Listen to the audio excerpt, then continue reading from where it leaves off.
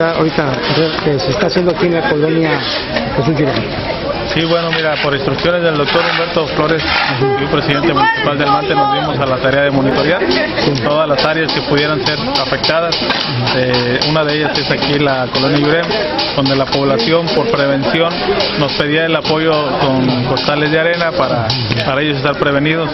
La dragada que se le dio al río que tú estás viendo está trabajando muy bien, está trabajando afortunadamente bastante bien, pero la gente está temerosa de que se pueda venir la creciente y por eso es que se está coordinando de manera directa con el apoyo de los soldados el llevarle a la gente costales para que ponga en la puerta de su casa.